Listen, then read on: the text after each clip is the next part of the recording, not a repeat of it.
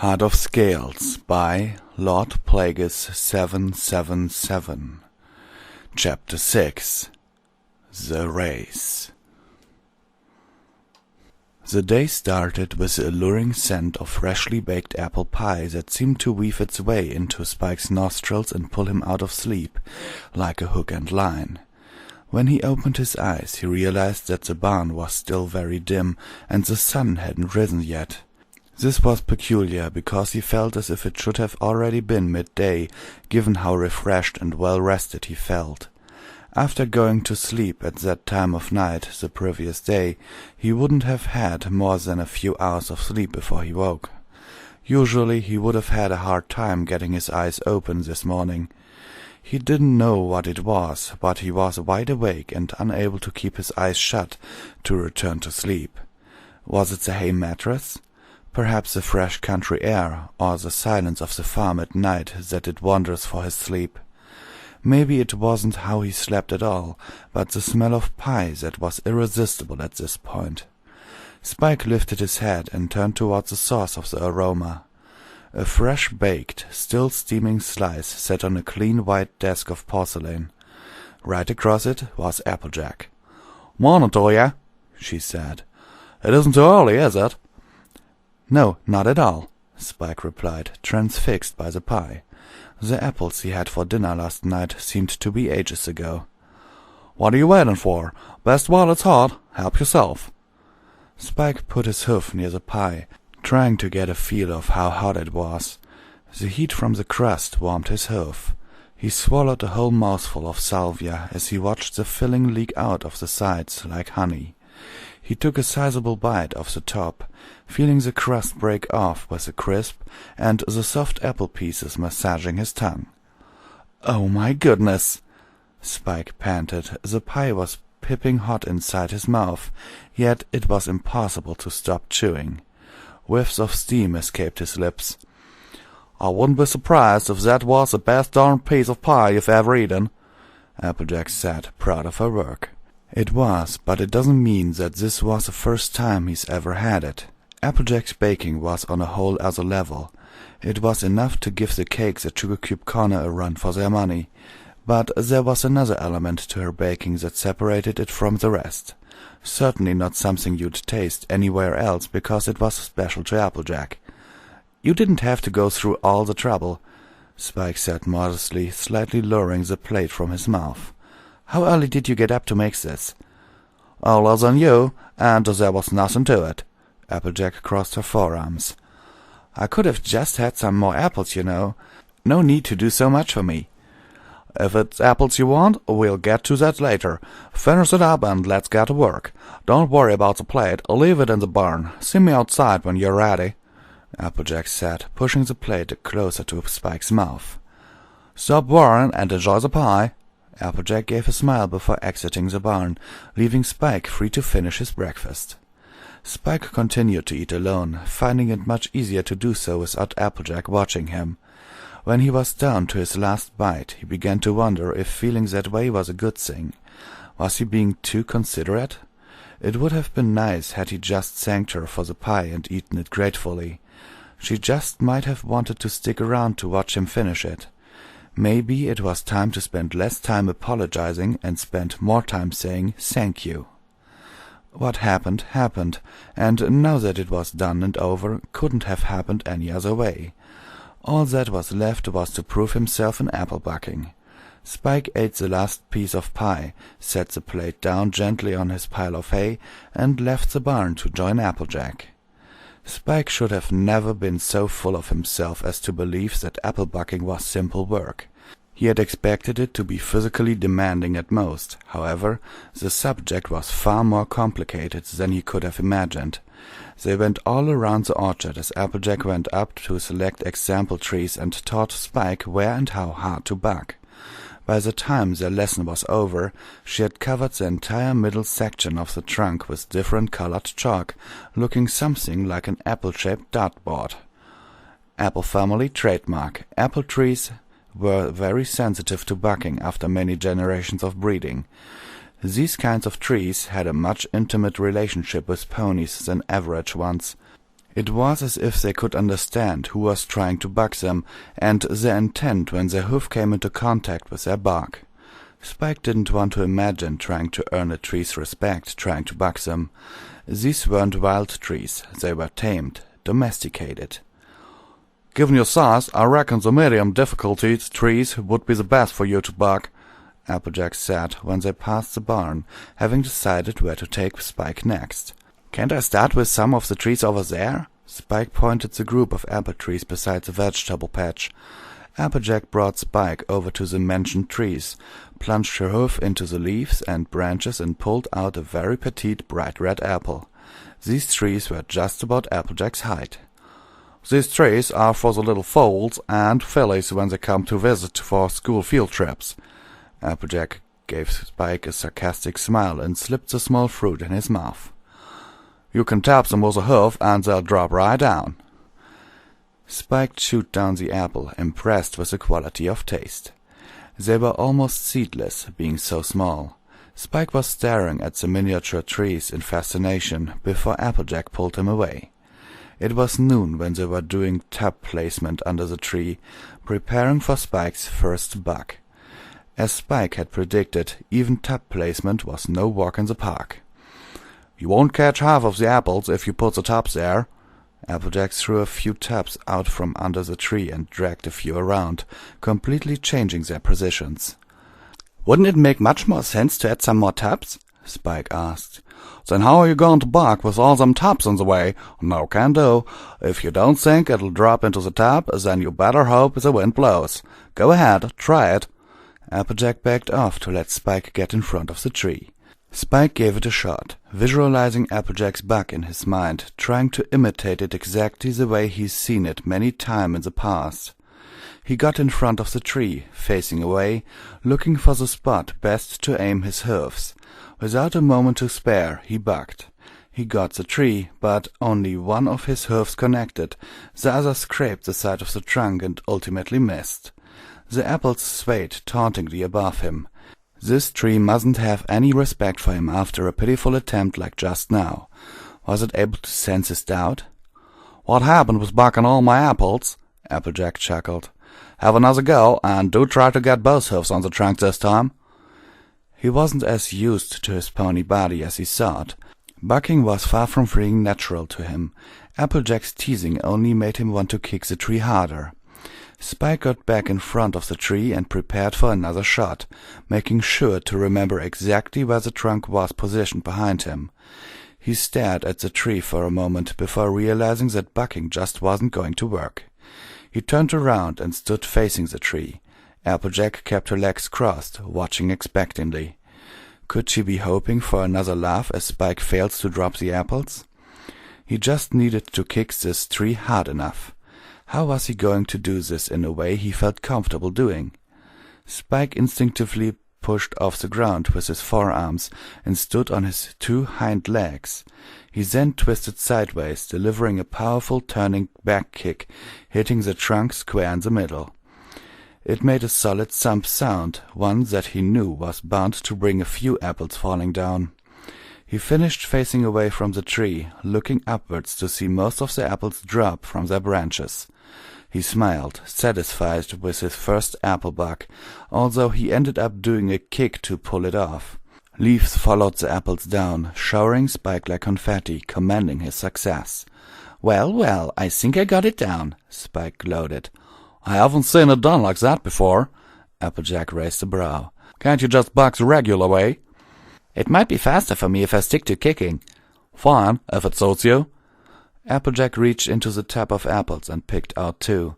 She threw one to Spike and took a bite of her own, taking a seat under the tree as Spike joined her. What about these? Spike pointed to the tubs of apples beside him. We're not going to finish them all, are we? I'll tell Big Mac to get 'em later, Applejack said coolly. Although I'd have no problem emptying those tubs, today's not the day. Anyway, congrats on your first bug. Congrats? Is it really that big of a deal? Spike asked. In the apple family it is, she said through a mouthful of apple. How was your first bug? Did you mess up like I did? I was the best, obviously. Don't think we've had any pony born who was as clumsy as you were on the first buck. No real need for the skill in Candlelight, is there? Not really. What kind of work did you do there? This was the first of difficult questions Spike knew he had to answer for. He didn't see himself as a good liar, and he wasn't going to take chances to find out. Even if he had to forge his stories, it'll be easier if he based it off of his real past. This method was surprisingly effective. I worked at a hotel, Spike replied, saying the first thing that came to mind. If it's a Candlelight hotel, it must have been something fancy, Applejack said. I bet you were paid lots. Not really. I was a bellboy. I worked for tips.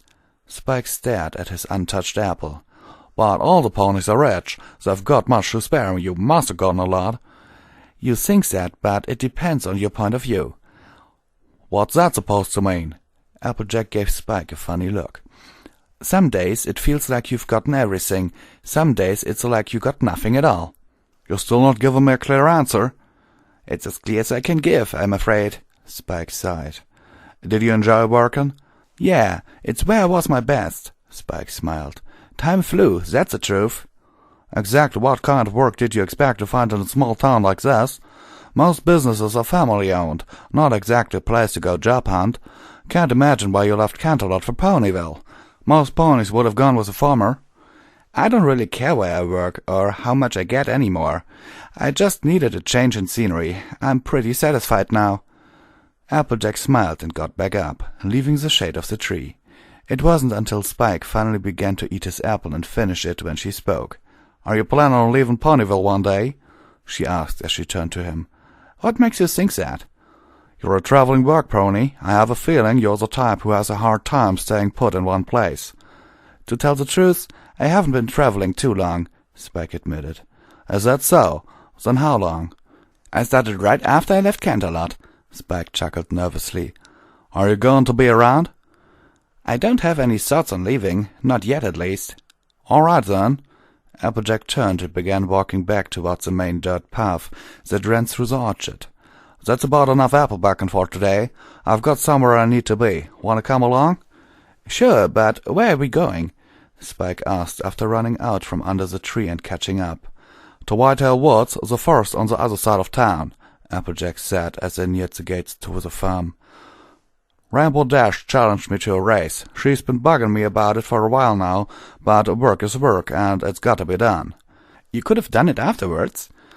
I wouldn't be at my best after spending myself on that day's labor. You know who Rainbow Dash is, right? You saw her at the train station last night, remember? Yeah, the one rainbow-colored one. Her name speaks for itself. We agreed to have the race yesterday, but then we heard the bad news. It's pretty much impossible to get into the competitive mood, much less to be in high spirits afterwards. You mean the dragon in Candlelight? Spike asked, finding it slightly easier to touch on the subject than he had been the night before. Can you tell me more about him? The dragon was Spike. I've told you that much, Applejack began in a serious tone. It's not like how most ponies think, that it was some wild dragon that wandered into Candlelight from some mountains nearby. No, he was Spike. Rarity, you met her on the train, didn't you? She was invited to be part of the fashion show. Of course, she began designing her little dresses and packing her bags as soon as she got the invitation. Spike, as you well know, had a crush on Rarity. Naturally, he did what he could to help. He even ended up following her to Candlelight as her assistant. He must have been good. Spike made a bittersweet smile. I don't doubt it. Haven't seen him work, but I was damn sure that he was going to do his best by the look in his eyes when he left the station that day. It was a good chance, a chance as any. Spike wanted to know more about what others had thought of him. There really wasn't much purpose in knowing, was there? It wasn't like he needed the option of being old Spike again. It was just a thing of curiosity, something that he found interesting to listen to. Maybe he'll find more reason not to be old Spike when he hears more of how much of a laughingstock he was, chasing a mare he was never meant to be with. That is what they all thought of them, right? It was all right. Things like that couldn't hurt him, not anymore. Things didn't work out? Spike asked as they reached the end of the town and started on the dirt path to the forest. Rarity said it herself. Spike confessed she turned him down, and he lost control. He's out there, I don't know where. My guesses are it's because he's too scared to come back home. Who can blame him? It'd be impossible to see Rarity after that. After he ruins a fashion show, makes sense that he would try to hide. That's another thing, too, Rarity. I'm having a hard time what to think of her at the moment. She's told us too little, and I want to know more, but I just can't go around demanding answers. She's my friend, and I have to do what I can do to make sure she gets through all this all right. At the same time, I find it hard to believe how she handles the situation. The words "the situation" could easily be replaced with Spike, and the meaning wouldn't be any different. It was the same at the station with Twilight, when she told every pony that it was up to Rarity how she handled him. That was it. He was something to be handled, and there were ways to do it. Rarity just happened to have chosen one of the methods. Was it really all that simple? He loved Rarity. Rarity chose to say no. There wasn't anything more to it, was there? Did he want there to be? They arrived at the clearing right on the edge of Whitetail Woods, which was an area surrounded mostly by trees with 2 paths extending into the woods. Preparations for the race had already been done. There was a small crowd of ponies from town that had come to watch the event. The starting line was already drawn out with white chalk powder, and right behind it was Rainbow Dash. There was also a large pink contraption that looked like someone stuck a propeller atop a 2-pony bicycle. Spike can only assume that thing was supposed to be in the air, monitoring the race. It was no surprise to find its owner, Pinkie Pie, next to it, tweaking it to make sure it was in shape to be used. It still didn't convince Spike that such a contraption would be safe to fly in. One loose bolt could mean your life. Pinkie Pie and Rainbow Dash were not the only ponies that Spike recognized. Fluttershy and Twilight were beside Pinkie Pie, watching her mess with the machine. There was a pony Spike had been looking for in particular. It was, of course, Rarity, who was most likely not in a fit state to enjoy this light festive atmosphere. She was absent. Twilight noticed Spike and Applejack right away when they approached. Not wanting to keep the small crowd waiting any longer, Applejack got behind the starting line, was met with a smug grin from Rainbow Dash, and began to do some warming up herself. "Good to see you again, Ruby." Twilight gave him a small smile. "Hello, Twilight. So you've come to see the race too?" Spike could make nothing more than a pointless chat. Spike just had so much to ask, but it felt out of place to suddenly ask. After spending most of his life being Twilight's assistant, he was bound to feel a good amount of worry. Many questions passed through his mind. Was she eating properly? How are the lists coming along? Is the library clean? Of course, those trivial matters came before wanting to ask her what happened to her missing baby dragon assistant, or if the princess had replied to Twilight's letter yet. "I thought it would be nice to be outside. I can't stay cooped up in the library all day, can I? How is it with Applejack? Are you adjusting well? I'm from Canterlot too, you know. It can take a while." "No, really, I'm doing just fine." Spike made a waving gesture with his hoof, letting Twilight know that she didn't have to worry. She smiled and beckoned Spike to follow her to the pink contraption. "I wouldn't be too sure of myself. I thought I was just fine too when I first arrived in Ponyville. Even if you are, a little advice wouldn't hurt. Do you want to know what's the very first thing to do when you start living in Ponyville?" "What might that be?" "Make friends, of course!" Pinkie Pie jumped in with a megaphone in hoof. "Hi, Ruby!" "Introduce him to every pony, Pinkie." Twilight gave her the signal to do so. "Attention, every pony!" Pinkie Pie said loudly into her megaphone. There weren't too many ponies to require grabbing their attention in this manner. However, it did work to a great effect, silencing the small crowd at once, earning their attention. She pulled Spike to her side into view for every pony to get a good look, and continued to speak with her over-amplified voice. "I want you all to meet Ruby. He pulled up into Ponyville Station last night and is currently staying at Applejack's place. The best part is that he's decided to live here, with us. Every pony say hi. Say hi, Ruby." "Hello," Spike said into the microphone that Pinky had nearly stuck into his mouth, smiling for the crowd who cheered and greeted him. He could have sworn he heard a few wolf whistles. "Every pony should know the drill. If you see him, wave!" Pinkie Pie began waving at the crowd, which was a signal for them to wave at Spike. Spike returned their welcoming gesture, feeling warm inside for being so well received. "Are the two competitors ready for the race?" Pinkie Pie turned to the two ponies in front of the line. Rainbow Dash nodded, stretching her legs and for some reason her wings as well. Wasn't this supposed to be a running race? "Hey, no flying!" Applejack walked over to the flyer and said to Pinkie Pie, "I almost forgot. Did you bring the rope?" "Of course I did!"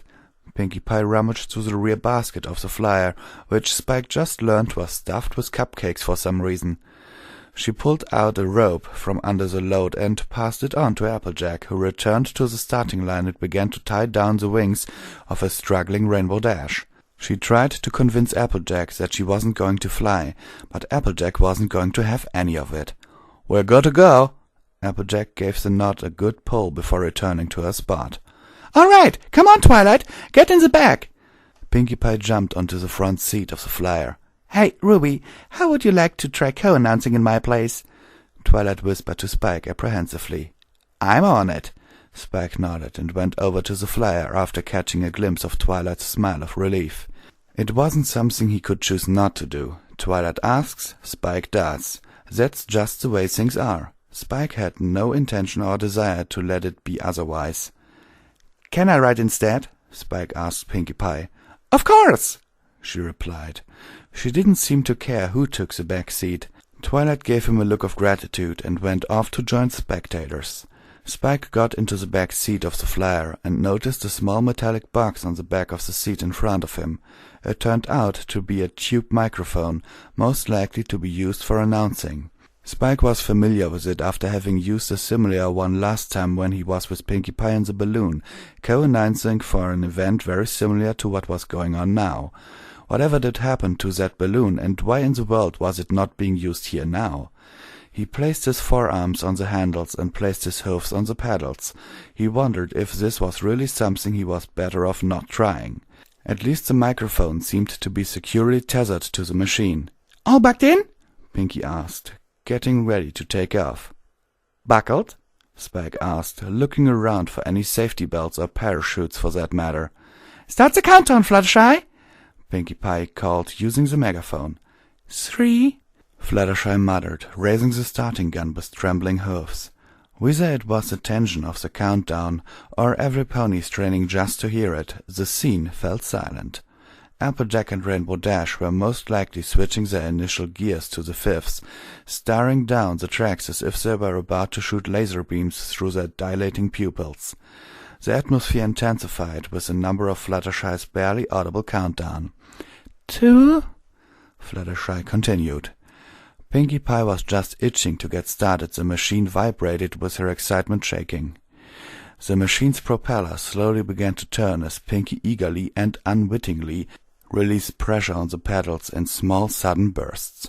Spike kept his legs on neutral, not caring if they were moving without his consent. He let them turn as they wished for he knew that if he tried to resist Pinkie's movement by pedaling backwards to keep the machine still, he was going to lose his hind legs as she shot off uncontrollably in the opposite direction, forwards. 1, Fluttershy whispered, choking at the crushing pressure of the count. Can she take it? Will she collapse? Was there any pony in Equestria that had a heart strong enough, the nerve, the capacity to carry out this legendary start-off? Will they have to wait another eternity as a replacement pony takes her place and start again from 3? It was silent for what felt like about half an hour. Bang! Everything happened at once. Fluttershy's alarmed squeak was swallowed by the long-awaited deafening crack that began the race. Streams of endless confetti and glitter spewed from the barrel of the starting gun as she dropped it. However, Rainbow Dash and Applejack had blasted off before it left her hoofs.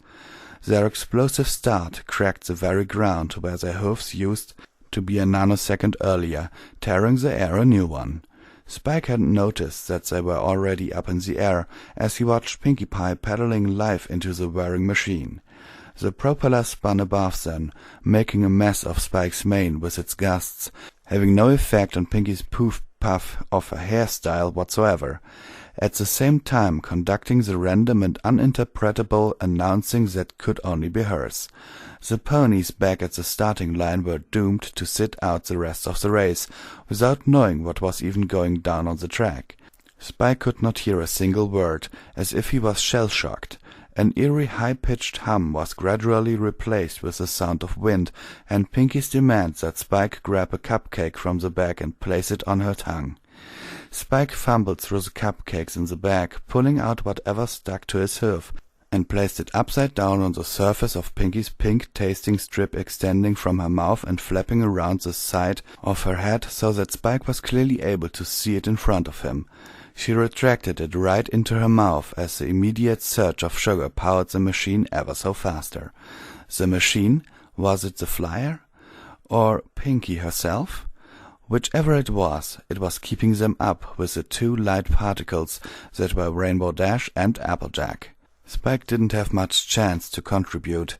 Pinkie was doing most of the pedaling and leaving only small gaps between her talking for Spike to add some sense to the announcing. That gave Spike much time to concentrate on the race unfolding below them. It was a while into the race. Applejack and Rainbow Dash had left their tricks at the starting line. Rainbow Dash showed no signs of playing dirty, which made it clear that Applejack will keep it a clean game. It was a straightforward match. Spike took time looking out into the distance, where was a large river where the woods ended. There were a few rocky faces up ahead on the tracks. It was a wondrous scene. Spike wished that the ride was more peaceful so he could enjoy it better. Something unsettling caught Spike's eyes. It was something large, an animal, a beast, to his horror, a dragon. Not just any dragon, a Velocidragon. Dark purple with evergreen spikes, it came out of nowhere. It ran on two legs at a frightening speed, at least 4 times taller than an average pony, closing in on Rainbow Dash and Applejack. They must have noticed by now.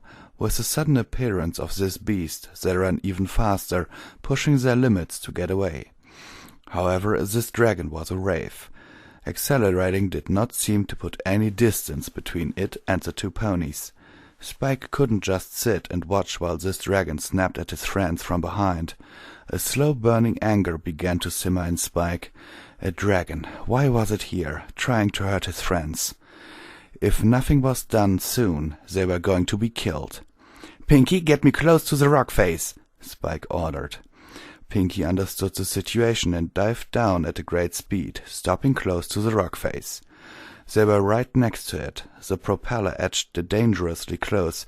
It would be disastrous if it were to even scratch the rock that was merely inches away. They were flying right over the racetrack, just behind the dragon. Spike didn't have much time to get off the flyer. The rock face didn't go on forever. He saw the end approaching. If he didn't take this chance, he had no other way of getting off and reaching them in time. At once he jumped off of the flyer and onto the rock face, running full speed. The flyer immediately lifted upwards, having lost a passenger, a considerable amount of weight. It pulled away to a safe distance. The momentum from the flyer kept him going forwards, speeding across inclined surface, closing in on his target. When he realized that the rock face was coming to an end, he aligned himself with the dragon, which was snapping away madly at the two runners. He let gravity pull his body downwards. He dropped closer to the track and off of the rock face before it ended and slammed into the dragon's side, causing it to stumble and fall behind as it ran. Its attention was now on Spike. "Ruby, what are you doing here?" Applejack shouted back to Spike, who had an angry dragon right on his tail. "I lead it away," Spike yelled back. "There's a fork in the road just ahead. You go left and I'll go right." Sure enough, there was a fork in the road. Spike didn't have time to remember which direction he told Applejack and Rainbow Dash to go, so as soon as the ponies ahead made their choice in path, Spike immediately threw himself in the other direction. It was just him and the dragon now. Spike jumped into the thick woods, hoping that the trees will slow the dragon down. However, it did no good. Although the dragon did lose some of its velocity, it was still faster than Spike, as he tried to keep his balance on the rough and bumpy forest floor. He found his way back to the open path to see Rainbow Dash flying above him. He also heard another set of galloping hoofs that belonged to Applejack, who had decided to follow him behind the dragon. She had a lasso in her mouth, the rope that had been previously used to tie Rainbow Dash's wings down. She was swinging it around, aiming at the raging beast's neck. She tossed her rope, only to have the dragon dodge to the side and her lasso miss. It caught Spike around his head and slipped into his mouth. Applejack unknowingly pulled back as hard as she could. However, she only managed to pull herself forward and Spike slightly back. They were both in front of the dragon now. Spike was leading the pack, in front of Applejack, to whom he was connected to by a rope that she held in her mouth. Last was the dragon, who was snapping away at Applejack's tail, coming dangerously close to taking its victim. Rainbow Dash cast her shadow on the path as she flew close by, but unable to do anything helpful. The band that kept Applejack's tail tied together had been cut by the dragon's sharp dagger-like teeth. Her tail now flowed freely in the wind, making her an easier target. The dragon made a burst of speed and launched a fatal attack with its jaws. Spike tugged with all his might. He was pushing his teeth to the limit, pulling Applejack away from the jaws of death. It was a battle of mandibles with this dragon, his perfect set against this jagged set of diamond-hard shards. Applejack was not in the cellar yet. She soon fell back into the dragon's biting range. The dragon appeared to waste no time building up another burst of speed to finally feel its prey between its teeth. It was preparing itself for its next attack. Rainbow Dash, who had almost seen the death of her friend, recklessly charged in, beating the dragon on the head with her front hoofs, but to little effect. The enraged dragon was finally pushed to the point of confirming Spike's worst fears. It spat a stream of emerald-green fire into the air, covering Rainbow Dash. When the embers and smoke cleared, she was flying with them no more. "Don't let go of that rope!" he shouted with a cracking voice through the ropes that he had between his teeth. He saw an expanse of blue up ahead. He looked back, making sure that Applejack had the rope firmly in her mouth. The dragon seemed to slow when it breathed fire. It fell behind slightly, but it was nothing that it couldn't make up for. The river was just up ahead, and they were to reach it in a few seconds. Rainbow Dash had bought them some time before the dragon caught up. He was insane to try what he was about to do. However, this was just the insane situation to try it in. The sky-blue and rapidly flowing river was a mere second away. Spike shut his eyes. He cut off all vision and focused on running and running only, unable to see the look of surprise and fear on Applejack's face when she realized that their remains were going to be food for the fishes after the dragon was through with them. The dragon took no notice of the river. It was only focused on Applejack's tail. For what he needed to do, he needed speed. What he was going to try now wasn't enough to do so. He wasn't used to running on 4 legs. He imagined his very first apple bug, how natural it felt when he started on 2 feet. That's right, he was a bipedal form from the start. Spike, with his eyes still shut, lifted his forearms off the ground and let his 2 hind legs do the work. Things became much simpler. Running became 2 times easier, faster. He opened his eyes. The blue surface around him was whizzing by. He was moving across the surface, but did not sink into its depths or get washed away. The galloping clops were replaced by a rapid splashing beneath him, which he soon learned were made by his paddling hoofs. That wasn't the only sound that filled his ear. "Yee-haw!" Applejack yelled at the top of her lungs. She was water-skiing across the surface of the river as Spike pulled her along, the ropes now around her hoofs, leaving her mouth free to cheer whatever she wanted.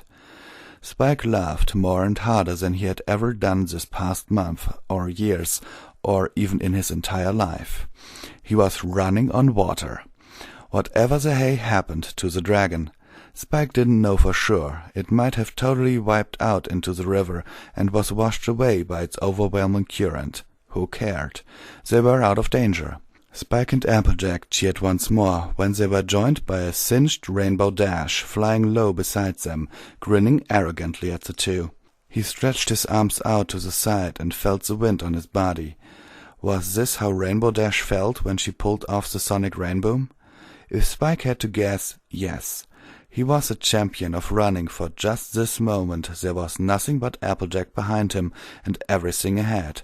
Spike closed his eyes once more to enjoy this feeling of pure freedom. With a look of bliss, he didn't realize that his body had shut down from exhaustion.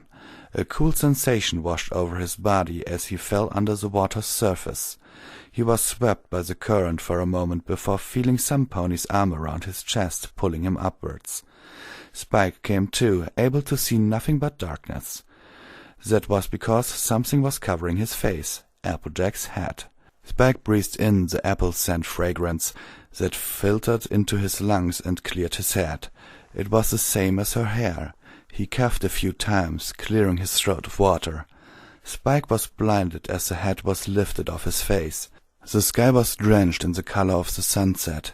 When his eyes finally adjusted, he saw Applejack standing over him, as orange as the sky behind her, this familiar scene. He almost didn't recognize her. She had her hair down and was hatless. They were both wet, a long way to go before they were comfortably dry. She looked exhausted and worn, but her grin was heavy with relief and gratitude. Spike lifted his head to check his surroundings. They had made it to the opposite side of the river. Applejack had pulled him onto the riverbank. Applejack squeezed the water out of her head before putting it back and laid down somewhere not too far from Spike. Spike lowered his head back onto the grass, lying down as well, looking into the sky. "Rainbow and I owe you one," she said. "No, you don't. I haven't done anything worth your debt," Spike replied. "You jumped in to try and lure the dragon away." "You're the one who came back for me when I did." "Yeah, after you ran straight across that rock face and knocked the wind out of the dragon." "You're skilled with rope." Spike was having difficulty remembering what else Applejack did. "You ran on water," Applejack shot back. Spike said no more. He had been beaten. Applejack laughed at his silence. "How exactly did you run to the side of that cliff? How the hay did you run on water?" she asked. "I'm not sure. It just happened. I didn't know what I was doing," Spike breathed. "That's amazing. You're amazing. No kidding." Applejack sounded sincere and serious. "I wouldn't be surprised if Rainbow Dash herself challenged you to a race." "Never," Spike said at once. "Speaking of whom, where is she?" "She went off to find Pinkie Pie while you were out. We'll need her flyer if we are going to get back." "How long was I out?" "A few minutes. You had a bit of water in your system." Applejack looked away. They relaxed beside the river, letting the sun dry them as much as it could before it set. Eventually Spike got up to the growing sound of familiar whirring. He scanned the sky to see Pinkie Pie and Rainbow Dash flying towards them. After a rough landing, almost crashing it into the river, Rainbow Dash jumped out of the back seat, cursing the idea of using machines to do what was so natural for her. A sweaty Pinkie Pie fell out of the front seat. The trip had taken its toll. She was suffering from a sugar crash without any cupcakes to keep her rush going. Applejack took a seat in the front. Spike had returned to his back seat after having placed Pinkie Pie in the empty large basket in the back, where she had previously stored her cupcakes. Rainbow Dash flew alongside them as the flyer soared above the forest at a steady speed. The propeller's fragile squeaking from above didn't bother Spike. After what he had been through, this was barely something to worry about. Even after being out for a few minutes, he was still tense, tingling even. Spike appreciated the last breathtaking sight of the day, a sunset from a bird's-eye view, as it splashed its light over the treetops. The sound of the wind, the whirring of the propeller, the soft flapping of Rainbow Dash's wings, and Pinkie Pie's delirious humming. Applejack turned around, responding with a very warm smile. Another feeling of déjà vu came over Spike as the orange light reflected off of Applejack, causing her to emit a hypnotizing glow. It was as if the sunset was created solely for her coat. The flyer suddenly dipped. Pinkie Pie let out a cry of surprise as the basket fell out from under her. Rainbow Dash jumped and flew under the flyer to try and hold it up in case it fell. It was because a distracted Applejack had forgotten to paddle for a moment. She quickly turned ahead, paddling once more, overcompensating and bringing the flyer a little too high. "Oops, sorry," Applejack apologized as she tried to find her balance.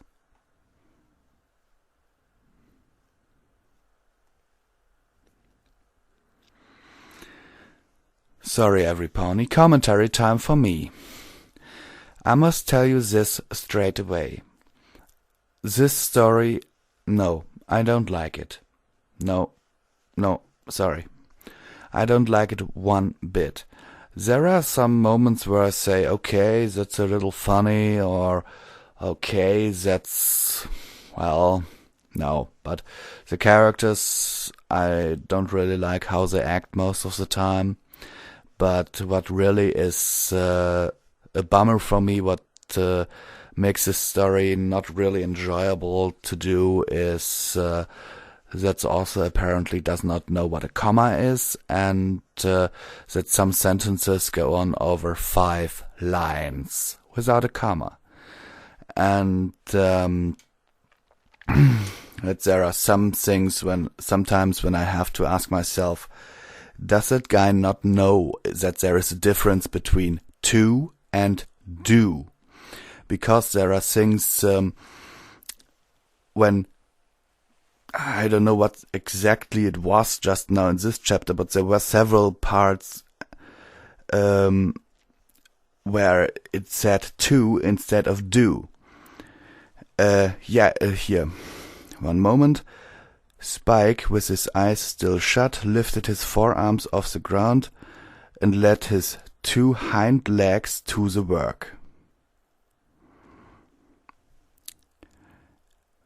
I read there, if you rewind a bit, I read there, Spike, with his eyes still shut, lifted his forearms off the ground and let his 2 hind legs do the work. In my book, the word to has nothing to do there. It has no business being there. Instead, the word do has an unexcused absence here. And there are a few other things, like there are many filler words that are simply there for the whole purpose of having more words in the chapter. Yeah, the sentence could have been shortened and have the exactly same meaning and emotional reaction and whatever. But there are words simply for the sake of having words there. And that is something I don't like. Okay, sincerely yours, Visual Pony.